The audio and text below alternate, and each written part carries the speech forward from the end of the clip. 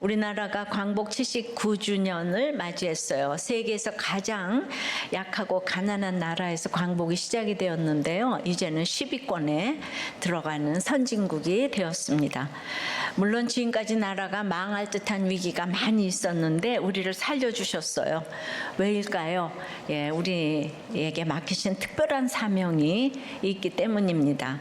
우리가 이번 여름 전국 곳곳에서 세계 구석구석에서 말씀 묵상과 가정중수의 복음을 전한 것이 바로 이런 특별한 사명입니다.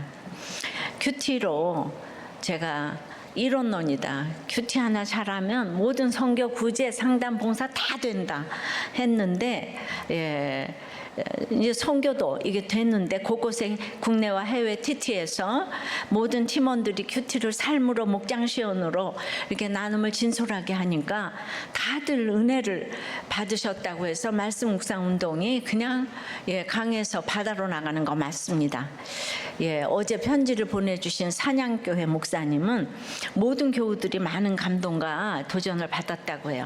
무엇보다 큐티 목회가 무엇인지와 회개와 삶의 현장이 말씀과 어떻게 접목하며 적용되고 있는지를 보았는데 90세의 성도가 남편이 바람피고 누구에게도 말을 못했었는데 자신이 가장 힘들고 어려운 삶을 산다고 생각했는데 젊은 사람들이 나보다 훨씬 힘든 환경을 이렇게 견뎌내고 이겨내는 것을 보고 나는 아무것도 아니라고 그래서 은혜였다고 고백을 했다고 그래요. 한 60대 중반의 권사님은 큐티하는 걸 너무 어렵게 생각했는데 그냥 왜라는 질문을 통해서 그걸 적용하면 쉬운데 왜 그 생각을 못했을까?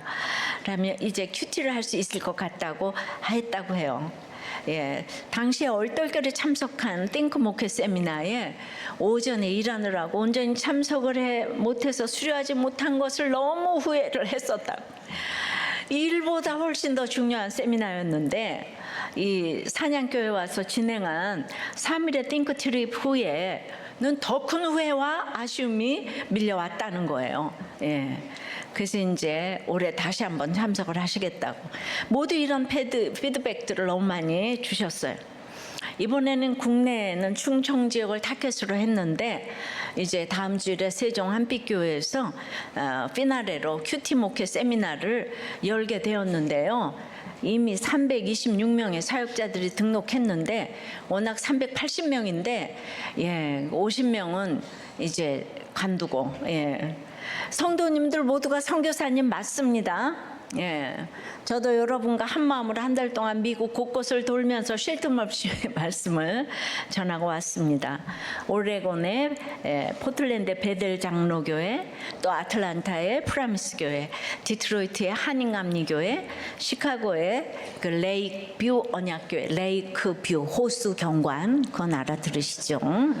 레이크뷰 언약교회에서 큐티 목회 세미나와 집회를 통해서 다들 큐티에 관심이 많아지셨고 또 아까 보신 것처럼 이미 쓰시는 교회도 있었고 그리고 이제 전혀 안 쓰시다가 9월부터 당장 큐티인을 쓰시겠다고 신청하신 이 프라미스 교회와 레이크뷰 언약교회도 있습니다. 이제 요새는 이렇게 열매를 가지고 가니까 믿어 주시기가 참 쉬운 것 같아요. 이번에 집회를 한 모든 교회에 감사함을 제가 전합니다. 꾸벅.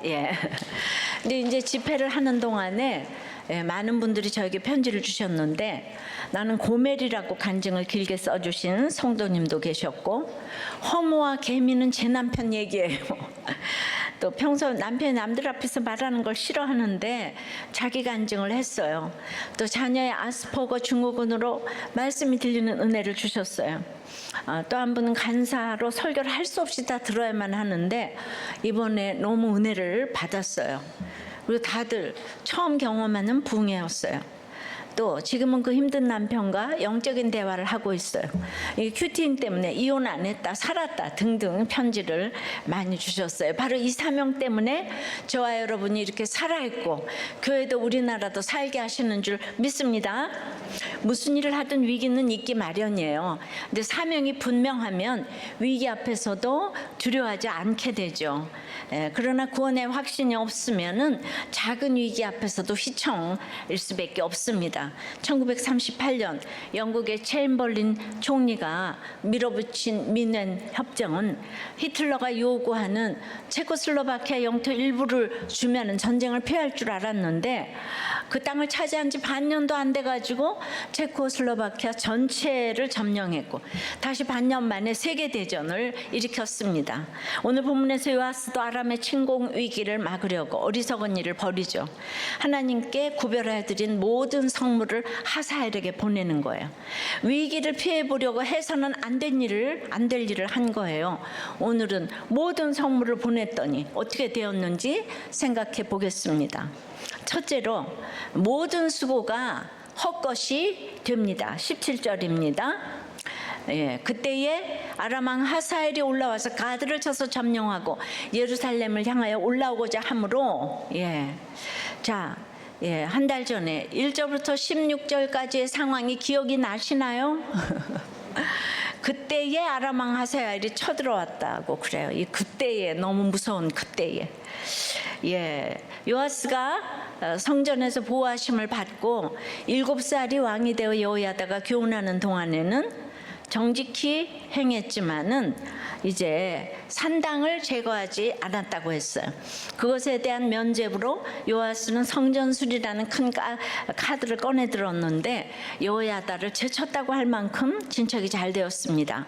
근데 모든 것을 아시는 하나님께서는 속지 않아서 그 행간에 요아스의 교묘한 그 야망의 마음을 저희들이 생각을 해보았어요. 이 교묘하게 예배보다는 인본주의로 이렇게 보이는 성전을 수리하면서 원칙을 지키지 않았기 때문에 하나님의 교훈을 넘어서려는 그 마음을 수리해야 한다고 했습니다. 기억이 이제는 나시죠? 예. 그때에 하사엘이 쳐들어오려고 한다는 거예요. 그러니까 문맥이 맞지요? 그러니까 우리가 요아스를 해석을 잘한 거예요.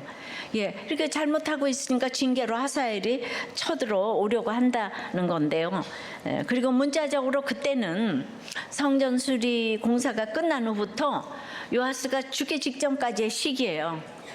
근데 이때 대제사장 여호야다가 먼저 죽자 요아스 주변에 아첨하는 신하들이 몰려들었어요. 그러면서 듣기 좋은 말만 하고 왕의 마음을 훔치면서 왕을 유혹하는 거예요. 그들의 말을 듣고 요아스는 이게 역대하 24장에 보면 자세한 얘기가 나와 있습니다. 요아스는 결국 하나님의 성전을 버리고 아세라 목상과 우상을 섬겼다고 그래요. 아세라는 바알의 짝인데요. 바알의 잔당이 남아 있었던 거예요. 이들이 이제는 무서운 얼굴이 아닌 그전에는 무서운 얼굴이었는데 아청꾼의 모습으로 나타나서 요아스를 우상숭배 죄악으로 끌어들였습니다. 그럼 이럴 때는 우리가 띵크를 해봐야 돼요. 드라마를 좀 생각해봐야 돼요. 제가 생각을 해봤어요. 요아스가 왜 그랬을까? 여호야다가 언제 죽었냐 하면은 요아스가 40년 통치하는 가운데 한 39년쯤 됐을 때 죽은 것 같아요. 그렇다면 39년 동안 여호야다가 살아있는 동안에는 제대로 일을 하는 것 같이 보였는데 혼자 통치한 그 1, 2년 동안 갖은 죄를 다 범하다가 죽었다는 거예요. 39년을 개혁해도 도로백하기는 1년이면 충분하다는 거예요. 하나님 나라를 진정 맛보지 못하고도 39년 동안이나 개혁을 할 수도 있구나. 이거 누가 개혁한 겁니까? 사실 이것은 여호야다의 힘으로 옆에서 로봇처럼 한 것이죠. 근데 요아스에게 실질적인 고난이 딱 주어지니까 실체가 그냥 금세 드러납니다.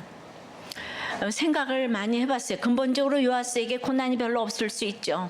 저는 시집살이를 해봤지만 여러분 중에는 저를 전설의 고향쯤으로 생각하는 사람이 있더라고요. 근데 요아스가 지금 아무리 환경이 좋아도 예전에 찐고아의 그 피해의식으로 요아스가 기쁨이 별로 없어요. 왕이 되었지만 예수 씨의 한가운데서 구속사가 이해가 안 되니까 세속사적으로 계속 여호야다의 교훈을 간섭이라고 생각을 하는 거예요. 그러니까 상사로 생각해서 주눅이 들어 말을 못하는 거예요. 자기 친척 다 죽었잖아요. 그러니까 여호야다 말도 안 들으면 안 되는 거죠. 근데 여호야다가 딱 죽으니까 이 짧은 기간에 하나님을 배반했는데 유다의 방백들이 막 이 교회 자극적인 것으로 유혹하고, 왕이시여 이제 하는 말이지만 왕이 되어가지고 어떻게 그렇게 아무 재미도 못 보고 살 수가 있어? 이제 여호야다 고모부도 돌아가셨으니 이제 마음껏 꼴부도 좀 치시고 룸사롱도 가고 그러시라. 다윗 왕도 여자가 여럿이었잖아요 하니까 요아스가 워낙 눈치 보고 자라서 남의 말을 잘 듣고 거절을 못하니까, 그럼 가볼까 하다가 가보니까 이 사람이 고난을 통과해서 왕이 된 사람이 아니라서 그냥 뿅 가버렸습니다. 전혀 알지 못했던 기쁨을 맛본 거예요. 여러분들 그럴듯하지 않아요? 예, 항상 이렇게 띵크하세요. 근데 하나님은 요아스를 포기하지 않으세요. 예, 그를 돌이키려고 선지자를 보내셨어요. 예. 오늘날 자기를 있게 해준 그 여호야다의 아들이 와서 마지막으로 경고를 한 거예요. 역대하 보면 다 나와요. 예, 왕이요 그러시면 안 돼요 했을 때, 글쎄 그냥 죽인 게 아니라 그냥 성전 뜰 안에서 돌로 쳐 죽였다고 그래요. 예. 예수님도 말씀하시는 순교자 스가랴인데 그렇게 유약했던 사람이 어찌 그리 악해질 수가 있을까요? 그래서 또 이제 생각을 좀 해봐야 될 것 같아요. 그렇게 자기를 죽음 가운데서 구해줬잖아요. 성전에서 그 여호야다 아들, 그것도 불세출의 선지자인데 왕이 되자마자 이 아들을요 그냥 죽인 것도 아니고 돌로 쳐 죽였어요. 그럼 여러분, 요아스는 어떻게 그럴 수가 있을까? 이게 인간론이잖아요. 왜 죽였을 것 같아요? 예. 그러니까 이제 살았을 때 날마다 여호야다 허락을 받아야 돼. 요아스는 모든 걸 할 때 백성들이 그리고 너무 여호야다를 존경해. 그러니까 맨날 자기의 설 자리가 없어. 근데 그 아들은 더 훌륭해. 그러니까 네가 내 마음을 알아. 내가 왕이 돼서 무슨 권세가 있어? 얼마나 분했으면 왕이 되자마자 돌로 쳐 죽였겠습니까? 이게 인간론이에요, 여러분. 근데 요아스라고 그러고 싶어서 그랬겠어요? 이 사람이 세속사밖에 모르는 거야. 근데 또 너무나 살기 위해서 네네네네 한 거예요. 이런 사람의 주의가 주어지니까 이렇게 잔인해지는 거. 예. 여기에서 얼마나 그 비교와 시기와 질투가 사람을 그렇게 우리가 가인이 그렇게 아벨을 죽였듯이. 그래서 이제 그 죽을 때 스가랴가 역대하 보면은 요아스 왕이 이와 같이 스가랴의 아버지 여호야다가 베푼 은혜를 기억하지 아니하고 그의 아들을 죽이니 그가 죽을 때 이르되 여호와는 감찰하시고 신원하여 주옵소서. 그래서 이제 하사엘이 쳐들어왔다는 거예요. 결론적으로는. 이때는 요아스 인생에 연결되는 또 다른 그때인 거예요. 1절부터 16절까지의 결론으로 그때에 그 스가랴를 죽였으니까 그때에 하사엘이 쳐들어온 거예요. 그리고 결국은 그 스가랴의 신원대로 마태복음 예수님의 계보에서도 이제 빠지게 되는 거죠. 그럼에도 하나님은 아람왕 하사엘을 사랑의 매와 인생의 채찍으로 요아스에게 보내신 거예요. 드디어 위기를 만났어요. 아람왕 하사엘은 전차를 미친 듯이 몰기로 유명한 전쟁용은 예후도 막지 못한 아람 군대예요. 지금 이제 곧 예루살렘에 지금 쳐들어오게 됐어요. 이제 나라가 망하게 된 거예요. 전체적으로 보면은 우리가 이렇게 깊게 보지 않으면은 성전 수리했는데 하사엘이 쳐들어왔어. 내가 예수 믿으려고 큐티도 열심히 했는데 그냥 부도나고 남편 바람피고 병에 걸리고 자녀가 어떻게 속을 썩일 수 있냐. 이게 깊게 생각을 안 하면 한숨을 들이쉬고 내쉬고 그러니까 난 교회 다닐 필요 없어 이렇게 되는 거예요.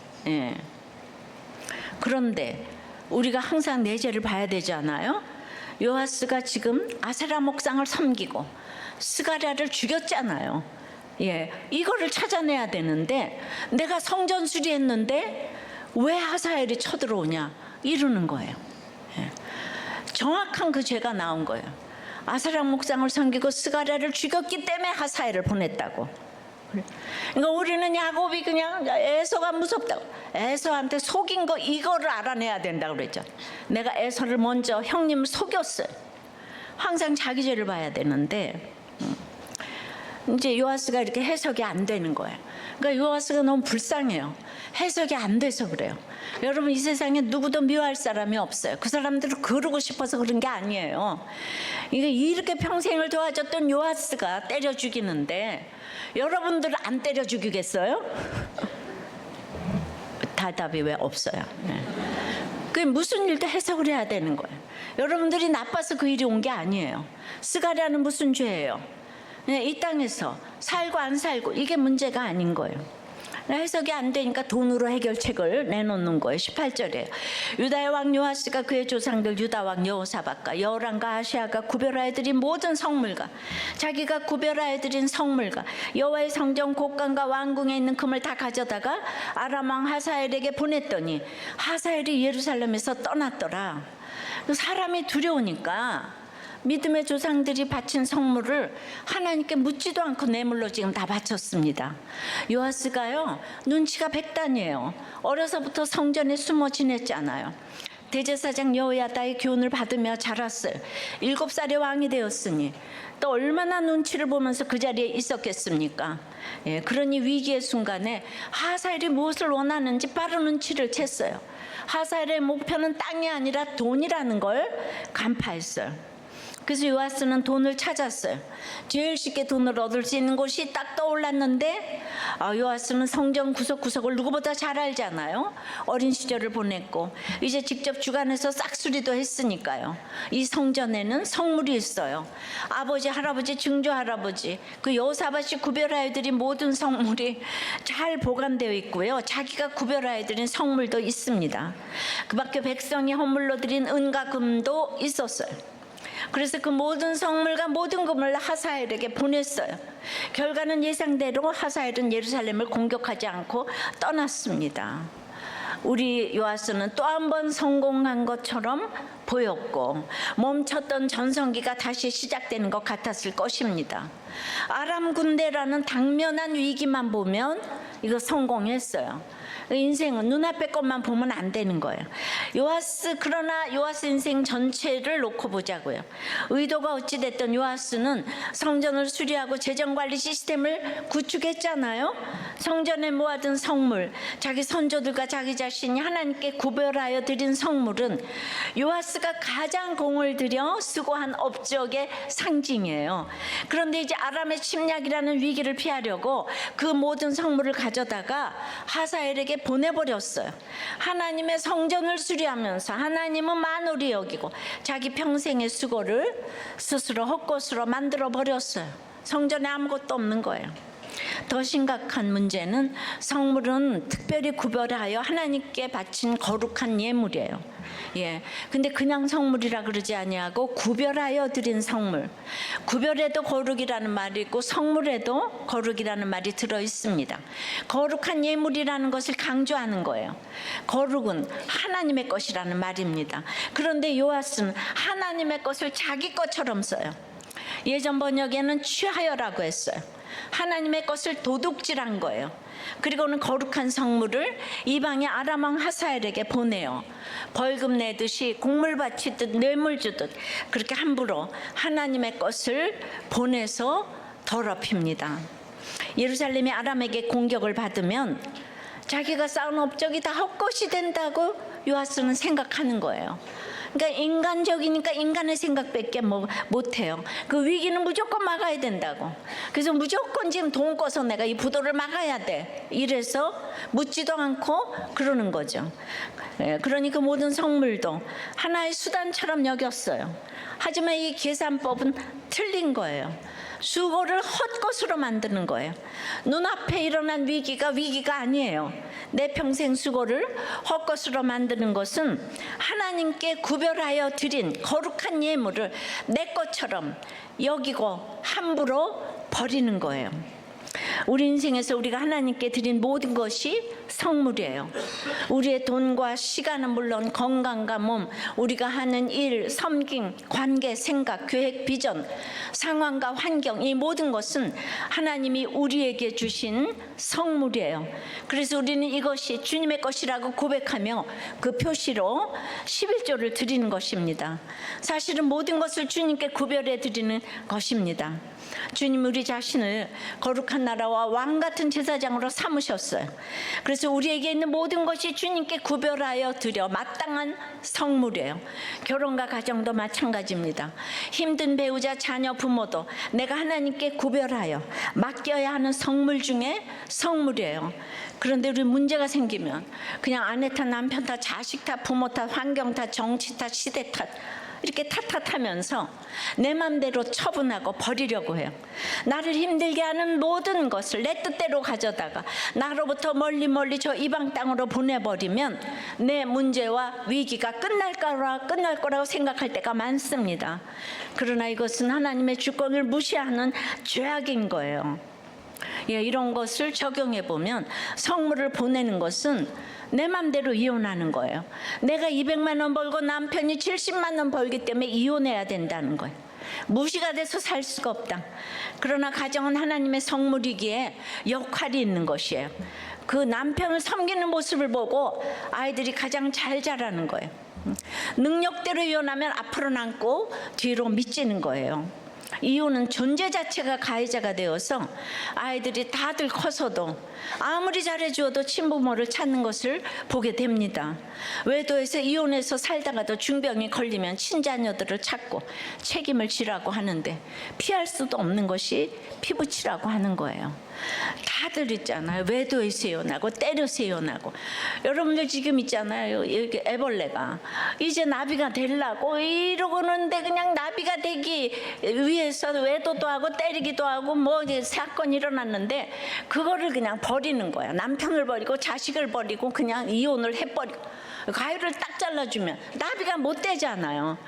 그러니까 외도하고 이혼하고 이거보다 제일 무서운 죄악은 예수 안 믿는 거예요. 예수 믿으려고 지금 역사가 일어났는데 그걸 다 가위로 잘라주면 안 되는 거예요. 그건 다 성물이에요. 우리의 모든 힘든 식구들은 주님의 성물인 거예요. 구별하여 드린 성물인 거예요. 적용 질문이에요. 우리가 40년 중에 39년이나 성품으로 교회 다닐 수 있다는 생각을 해보셨습니까?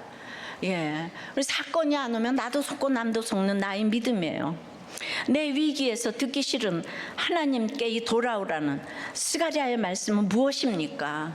이혼하지 마라, 죽지 마라, 사표 내지 마라. 그럼 듣기 싫어서 이렇게 죽이는 거예요.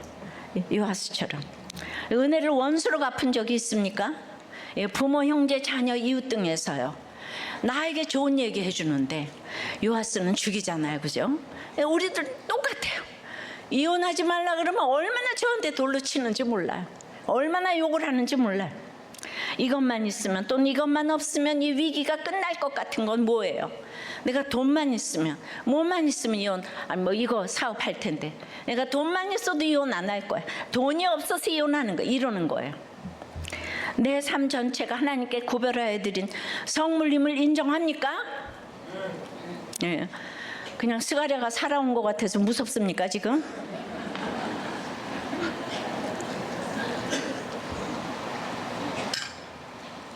모든 성물을 보냈더니 첫째 모든 수고가 헛된 거예요. 일생 살았으면 뭐예요? 요하스가 이렇게 스가랴를 죽였습니다. 그러니까 인본적으로 사람을 두려워하니까 모든 수고가 헛되고 두 번째는 사람을 두려워하니까 반역당하는 심판을 받습니다. 19절부터입니다. 요하스의 남은 사적과 그가 행한 모든 일은 유다왕 역대지략에 기록되지 아니하였느냐. 요하스의 신복들이 일어나 반역하여 실라로 내려가는 길가의 밀로궁에서 그를 죽였고 그를 쳐서 죽인 신복은 시므아스의 아들 요사갈과 소멜의 아들 요사바드였더라. 요하스가 40년이나 통치하며 많은 일을 했겠죠. 일반 역사책인 역대지략에 다 기록이 되었다고 해요.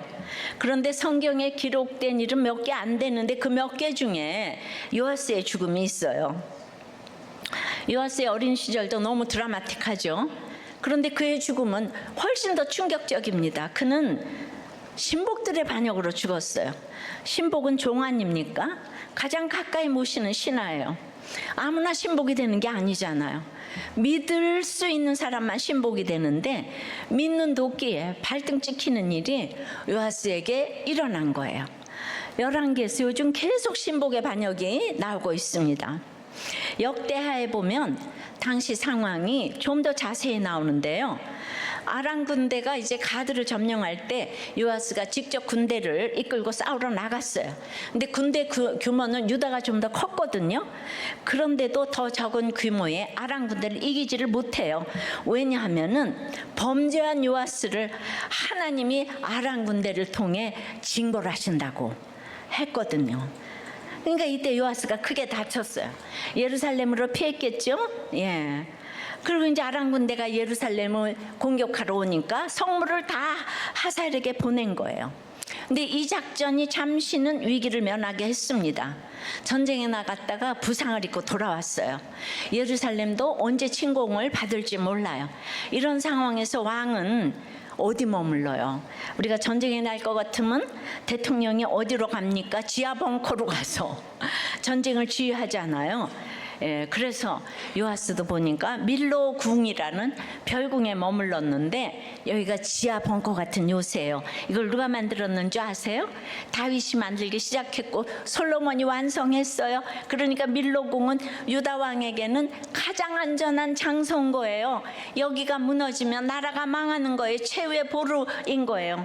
그런데 저기 다 물러간 상황에서 요아스는 이 안전한 밀로 궁에서 가장 신뢰하는 신복 두 사람에 의해서 죽임을 당했어요. 그 돈 다 하사엘에게 줘버리고 성물. 예. 그러니까 여러분들이 그렇게 해서 이혼하고 그러면 누구에게 어떻게 반역을 당할지 몰라. 또 결혼한다고 잘 살 게 아니에요. 예, 정말 사람을 믿고 의지하면은 예, 그야말로 뒤통수를 가장 세게 맞은 반역 사건일 거예요. 원래 반역이 그렇지만요, 사람은 믿음의 대상이 아니잖아요. 자꾸 사람을 두려워하니까 아이러니하게 사람을 자꾸 믿으려고 하는 게 우리의 문제이자 슬픔이에요. 예. 성경은 요아스를 죽인 두 신복 이름을 알려줍니다. 시므아의 아들 요사가엘과 소멜의 아들 여호사바드. 역대하에서는 이 사람들이 모친이라는 걸 밝혀요. 시므아는 암몬 여인이고 소멜은 모압 여인이라는 거예요. 이게 무슨 뜻입니까? 부친은 이스라엘 여인이 있는데 모친이 이방 여인이고, 그것도 영원히 여호와의 총회에 들어오지 못한다고 한 암몬과 모압 여인이었다는 거예요. 여러분, 자기를 진짜 도와줄 스가랴는 돌로 쳐서 죽이고 여호와의 총회에 들어오지 못한 이런 사람을 신복으로 삼았다는 거예요. 왜입니까? 예, 이세벨과의 불신 결혼의 영향이 이렇게 3, 4대를 내려가면서 저주를 가져오는 거예요. 예, 그러니 지금 여기 산당 제사가 일상이 되었는데 그렇게 바알을 섬기는데 불신 결혼을 안 했겠어요? 예, 우리나라가 요새 만모니즘에 금송아지에 다 빠졌어요. 예, 이렇게 사람을 두려워하니까 분별을 못하고 예, 자기가 같이 있어야지 돼. 이 사람은 돌로 쳐 죽여버리고 예, 자기를 죽일 신복들을 가장 가까운 부하로 삼고 있는 거예요. 이걸 어떡합니까? 우린 진짜 불신결혼 안 해야 되고 어려서부터 신앙교육 너무 중요합니다. 핍박받던 유대를 포로에서 귀환시켜준 고레스 왕처럼 로마의 압제에서 구해준 사람이 바로 콘스탄틴 대제예요. 그 사람 때문에 313년에 기독교가 공인이 됐는데요. 예, 콘스탄틴 어머니가 믿는 히브리 여인이기 때문이에요. 로마가 그렇게 히브리를 핍박하고 사자밥에 대해 비판했는데 사자밥에 대해서 다 죽어가도 인간 장작 더미를 만들어서 불태워도 히브리 사람들이 배교하지 아니하니까 히브리 사람들이 점점 무서워지기 시작했어요. 그런데도 로마가 너무 잘 살다 보니까 퇴폐에 빠지고 불륜이 빠지고 로마 사람 중에는 처녀가 없다 보니까 며느리를 히브리 여인 중에 이제 많이 얻게 됐어요. 그러나 그들은 권력 있고 대단한 남편들을 변화시킬 수가 없었어요. 그러니까 아이를 낳아서 인내해서 양육을 시켜서 결국 빛을 본 사람이 콘스탄틴 대제인 거예요. 한 사람을 양육을 잘 시켰더니 전 세계가 기독교를 믿게 됐습니다. 아이들을 믿음으로 양육하는 게 얼마나 중요한지 몰라요. 큐티 모임을 수십 년 했잖아요. 예, 여러분들이 은혜 받고 울긴 해도 개혁을 하진 않아요. 여러분들이 가치관 바뀌는 것이 몇십 년 걸려요. 살아온 게 많고 40년 만에 큐티 하니까 바뀌는데 40년 걸려요. 그래서 여러분들은 뭘 하는 게 없어요. 아이들이 성경을 안 읽을 것 같지만 아이들은 성경을 잘 읽어요. 여러분은 여기 앉아서 은혜를 많이 받는 것 같아도 지금 가스불 걱정에, 전기불 걱정에, 에어컨이 안 들어올 건데 또 애들 학교 걱정에 그렇게 하다가 가끔 한 번씩 웃어대고 네. 여러분 중에 그 생각의 100분지 1 정도가 하나님 나라인 거예요. 너무 신경 쓸 게 많아서 그래요. 그런데 아이들은 감동이 없어도 100으로 받아들이는 거예요. 그래서 제가 큐티 모임 할 때 재수생 모임을 처음 시작했잖아요. 그 진짜 제가 인간의 힘으로 했겠어요. 16년 동안 개척하기 전까지 재수생 모임을 인도했습니다. 그 교회를 개척하면서 아이들에게 이 퀘션 타임에 큐티를 부르짖으면서 여기까지 왔는데, 여러분 우리들 교회에 이렇게 주일학교 다음 세대가 부흥할 줄 그 누가 알았겠어요. 제가 정말 얼마나 아이들 큐티 했는지 아시죠? 예, 이 아이들의 나눔 때문에 전 세대 큐티지가 발간되어서 전 세대 큐티인을 가지고 전국 전 세계를 다니면서 지금 팅크 트립을 하고 왔지 않습니까? 예, 하나님 살아계시지 않아요? 그 옛날부터 큐티하는 아이들에게서 각 분야의 1인자가 나오기를 기도하고 기도했습니다. 이번에 미취학 큐페에 7살 아이 적용 나눔이에요. 내가 벗어야 할 옛사람은 했더니 화를 참지 못하는 아무개입니다. 저는 화를 참지 못해서 유치원에서 책상을 쾅 하고 두드리고 소중한 수저통을 집어 던졌어요. 이제부터는 화가 날 때면 숨을 한번 크게 쉬고 친구가 계속 장난을 치면 그때는 선생님께 도움을 요청하겠습니다. 예, 7살 이하에는 평소에도 뭔가를 생각을 하고 나서 대답을 한대요. 이 적용 나눔도 무슨 써놓은 글을 읽은 것처럼 줄줄줄 말해가지고 다들 너무 놀랐다는 거예요. 이게 딱 불러서 나눔을 시켰는데, 예, 얘가 얼마나 고급 언어를 쓰는 겁니까? 자기 자신의 부족을 객관적으로 보는 것처럼 더 최고의 언어가 어디 있겠습니까? 아이들이 맨날 싫어, 이겨, 싫어, 안 가 이러는데 맨날 큐티하면서 자기의 부족을 보잖아요. 이건 정말 1인자가 나올 수밖에 없습니다. 요하스가 어렸을 때 성경을 그럼 안 읽었나? 여호야다 밑에 있었을 텐데 생각했는데, 링컨처럼 고난을 통과하지 않고 너무 7살부터 빨리 왕이 되다 보니까 이런 일이 오지 않았나 싶어요. 제가 말씀드리고 싶은 건 아이들이 어렸을 때부터 어떻게 고난을 경험할 수 있을까? 예, 단기 선교도 보내시고 큐페에 오는 거 이거 굉장한 고난이니까 예, 꼭 보내셔서 고난에 동참을 시키시기를 바랍니다. 하나님 우리 삶에 주신 것들을 함부로 여기는 것, 특별히 우리 생명 자체를 가벼이 여기고 저주하고 생사도 우리 뜻대로 결정하려는 것은 전부 성물을 떠나보내는 죄악이에요. 작은 일이 아니에요. 우리를 거룩한 성도 삼아주신 하나님을 배신하고 반역하는 거예요. 낙태하고 이혼하고 어디 고만두고 갚버리고 사표내고 혈기내고, 예. 그래서 뒤통수 맞는 일, 믿는 도끼에 발등 찍히는 일, 생각지도 못한 반역을 당하는 일이 생기면 억울해하지만 말고 화내지만 말고 멈춰서 생각을 해야 되는 거예요. 내가 하나님께 구별해서 바친 성물을 버린 일은 없는지, 아내와 남편과 자녀와 부모를 그렇게 보내버리려고 한 적은 없는지, 내 생명 구원 사명을 그렇게 보내버리려고 한 일은 없는지 말씀으로 think 해야 해요. 그러면 어떤 억울한 반역도 해석이 되어서 해결이 되는 것입니다. 이 땅에서 버릴 것은 아무것도 없어요. 예수 믿으려고 지금 하나님이 역사하시는 사건을 여러분들이 이렇게 가위로 잘라주시면 안 되는 거예요. 어떤 유명한 사람, 부부가 싸우는 거를 보는 것보다는 이혼하는 게 더 낫다, 이런 거를 방송에서 크게 하더라고요. 예, 그러니까 다들 너무 호응을 하는 거예요. 예, 저는 얼마나 도를 맞겠어요.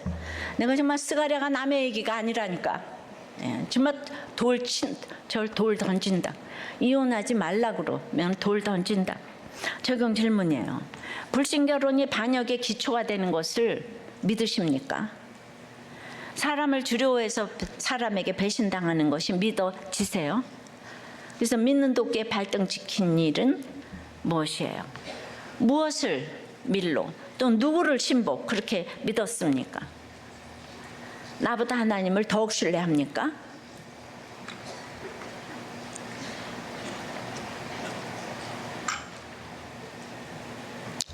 그 성경을 차례차례 보면 해석이 안 되는 일이 없어요.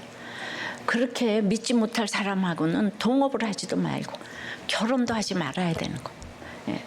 근데 지금 그냥 사람을 아유 나한테 잘한다고 그랬어 어디서 하나님을 믿으니 나를 믿으라 주님도 그러시는데 오늘 성물을 보냈더니 모든 수고가 헛것이 되고 반역당하는 심판을 받는다고 하잖아요. 그러나 셋째, 그래도 하나님이 구속사를 이어가십니다. 21절 하반절에 그는 다윗성에 그의 조상들과 함께 장사되고 그의 아들 아마샤가 그를 대신하여 왕이 되니라. 요아스 인생은 정말 파란만장했습니다. 찬탈자 아달랴를 향해 진짜 반역을 일으켜서 왕이 되었잖아요. 그런데 신복의 반역으로 죽임을 당했어요. 드러난 것만 보면 실패한 인생입니다. 그도 그럴 것이 역대하에서는 요아스가 다윗성에 장사되었지만 왕들의 묘실에는 못 들어갔다고 그래요. 왕들의 묘실에는 여호야다가 장사되었다고 해요. 요아스가 생전 그렇게 제치려고 했던 여호야다는 왕묘에 묻혔는데 자신은 거기 들어가지 못한 거예요. 하지만 열왕기는 그냥 이 모든 거를 다 기록하지 않았어요. 그죠? 역대하에 있는 얘기를. 그냥 다윗성에 그의 조상들과 함께 장사되었대요. 죄가 크고 심판이 무겁지만은 덮어주시고 그냥 그의 아들 아마샤가 대신하여 왕이 되었다고 평범하게 마침표를 찍어주시는 은혜를 보여주셨어요. 왜 그렇습니까? 요아스 업적이 커서도 아니고 불쌍해서도 아니에요. 그의 아들이 왕위를 이어가게 해주시는 이유는 다윗의 후손에게 항상 등불을 주시겠다고 하나님이 약속하셨기 때문이에요. 우리들의 구원은 행위나 공로가 아닌 거예요. 약속의 자녀는 그냥 이 등불이 악을 덮어주는 게 있어요. 여러분들이 이게 믿어지셔야 됩니다. 콘스탄틴 대제가 313년에 공인을 하고 유명한 니케아 회를 소집해서 기독교의 인성을 주장한 이 사람이 기독교 보호자고 기독교의 외부적 감독이고 기독교 강연을 수없이 하고 수없는 개혁을 했어요. 축첩 제도를 엄벌했고 유명한 십자가형을 폐지한 사람이 이 사람이고 기독교인들이 사자밥이 되어 죽어간 검투를 폐지한 사람이 이 사람이에요. 주일날 휴무를 한 사람이 바로 이 사람이에요. 여자의 소유권을 인정했어요. 전 세계적으로 어마어마한 일을 했어요. 예수 믿는 나는 하나도 못할 일을 이 사람이 했습니다. 그런데 이 사람이 65세에 죽었는데요. 65세 때 그때야 요세비우스에게 죄인임을 고백하고 세례받고 죽었다는 거 아니에요? 주여. 요아스가 39년 개혁을 했는데도 나중에 악을 행하고 죽은 것처럼 이 사람도 엄마를 사랑하고 엄마가 믿는 예수를 믿어보려고 했는데 그 믿음이라는 게 마음대로 되는 게 아니라는 거죠. 그러니까 빈천한 자가 인격이 훌륭해서 남겨진 게 아니라 빈천해서 남겨진 거예요. 그러니까 빈천한 것을 자랑할 게 하나도 못 돼요. 그러니까 빈천하면 하나님 믿기가 쉽다는 거예요. 근거르시면 믿기가 어렵다는 거예요. 요아스를 보면서 콘스탄틴 대제를 생각했습니다. 우린 아이들을 다 인류로 키우고 싶고 이런 사람을 봤을 때 얼마나 이들이 부럽습니까? 보통 사람들은 콘스탄틴 대제가 예수 안 믿고 죽었다 이렇게 얘기를 많이 해요. 고레스가 이스라엘을 회복시켜 줬는데 안 믿었잖아요. 그럴 수 있습니다. 기쁨이 없는 채로 진정 속마음이 변하지 않은 채로 열심히 개혁을 해봤지만은 본색이 안 드러났던 것이에요. 그러니까 요시아처럼 개혁을 열심히 해서 뭔가 잘 될 거야 하고 기대하면 안 됩니다. 개혁은 개혁 자체로 기뻐하고 끝나야 합니다. 뭔가 달라질 거다. 생각하지 말고 그냥 이런 생각을 가진 것 자체로 기뻐하고, 나 혼자 성경 읽고 기뻐하면서 우리 집안 식구가 아무도 안 달라진다 하더라도 기뻐하며 이 세상을 떠나야 합니다. 예, 남편 자녀 아무도 안 변해도 기뻐하며 떠나는 게 진짜 개혁입니다. 이것이 다윗의 등불이 떠나지 않는 거예요. 우리 교회 식구들은 다 얼굴이 밝다 그래요. 바람을 펴도 밝고, 그냥 목장에서 그것 때문에 너무 놀란다는 거예요. 그 어두운 얘기를 너무 밝게 이렇게 하니까. 그렇지 않으면 사건이 왔을 때 넘어지게 되어 있어요. 개혁하는 데는 시간이 걸립니다. 예, 로마도 313년이 걸렸던 것처럼 시간이 걸리고 누군가는 본을 보여야 합니다. 그러므로 개혁이라는 건 내가 기뻐하며, 그러나 내가 죽은 뒤라도 반드시 달라진다는 것을 믿고 가는 게 개혁이에요. 예. 그래서 39년 동안이나 성품으로 개혁하다가 사건이 오면 이렇게 무너질 수 있다는 거를 예비해야 되는 거예요. 스가랴는 너무 불쌍하고 요아스는 40년 동안 왕 노릇해서 너무 부럽고 이러시면 안 되는 거예요. 내가 예수 믿으면 오늘 죽어도 감사한 거예요. 스가랴 역할이 있고 요아스 역할이 있고 여호야다 역할이 있는 거예요. 예. 이제 이 다윗의 등불을 허락하셔서 인류 전체의 구속사를 이어가시기 위해서 요아스를, 그러나 이 죄인 요아스를 덮어주시잖아요. 그러므로 오늘 내 삶에서 떼어내고 싶은 것, 버리고 싶은 것, 멀리 보내버리고 싶은 것이 있더라도 보내면 안 돼요. 우리가 하나님의 성물이기 때문이에요. 어떤 건 내 마음에 드니까 지켜야 할 성물이고, 어떤 건 나를 힘들게 하니까 멀리 보내야 할 쓰레기고, 그런 게 아니에요. 하나님이 내 잘난 부분만 떼어서 구원하시고 못난 부분은 잘라서 멀리 보내버리시는 게 아니잖아요. 우리 전부를 하나님이 성령으로 거룩하게 하시며 천국까지 인도해 가십니다. 힘든 직장 내 맘대로 떠나는 것이 하나님이 거룩하게 구별하신 내 삶을 함부로 사는 거예요. 힘든 가족을 멀리 보내는 것이 하나님의 성물을 우상에게 갖다 바치는 거예요. 내 삶을 버리고 싶은 그 마음이 하나님이 천하보다도 귀하게 여기며 사랑하시는 내 인생 모든 성물을 버리려는 배신인 거예요. 피투성이가 되어서 살아만 있읍시다. 교회에 붙어만 계십시다. 주님이 거꾸로 안고 지키시며 회복시켜 주실 줄 믿습니다. 우리가 거룩한 주님의 성물, 성도이기 때문이에요. 예.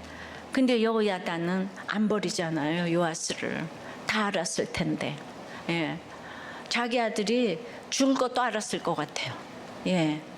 그런데 이 다윗의 등불이 꺼지지 않아야 되니까. 예. 그래서 그냥 하나님 자체로 오늘 기뻐하다 가는 거예요. 그게 성물을 버리지 않는 거예요. 내가 이렇게 믿었는데 너는 왜 안 되고 그런 얘기는 하는 게 아닌 거예요. 적용 질문이에요. 내가 택자임을 확신합니까? 행위가 아닌 은혜로 구원받았음을 확신합니까? 여전히 행위로 판단하는 일은 무엇입니까? 더욱 주께 구별하여 맡기고 지켜야 할 이 성물은 무엇입니까? 여러분은 지금 규칙하면서 개혁이 일어나잖아. 그럼 그거 자체로 기뻐야지. 성경 읽는 거 자체로 기뻐해야지. 내가 성경 읽어서 왜 남들이 변화돼야 된다고 생각하세요? 그건 하나님의 영역이에요. 개혁 자체로 기뻐합니까? 판단합니까? 내가 이러는데 우리 목장은 왜 안 변하는 거야? 우리 집은 왜 안 변하는 거야? 예, 이러시면 안 되는 거예요. 예, 요아스가 그렇게 생각하다가 날마다 여호야다하고 스가랴를 정죄한 것 같아. 응? 맨날 그 말씀이 안 들리니까 얼마나 분하면 때려 죽였겠어요. 그냥 이게 왜 깨달아지냐 하면 나를 너무 때려 죽일 사람이 많기 때문에. 정말 이혼 말리는 게 이 시대는 정말 때려 죽이는 일이더라. 말을 하면 다들 그렇게 그렇습니다. 모든 성물을 보냈더라가 깨달아져서 신앙 고백으로 드린 자의 헌금을 받아 흠양하여 주시옵시고 구속사의 가치관으로 하나님께 드릴 것만 있고 사람들에게 줄 것만 있도록 우리들의 결혼과 가정과 건강과 회사와 사업과 공부와 연구와 프로젝트와 아이디어에 주님 기름을 철철 부어 주시옵소서. 아멘. 예수 그리스도 이름으로 기도드리옵나이다. 아멘.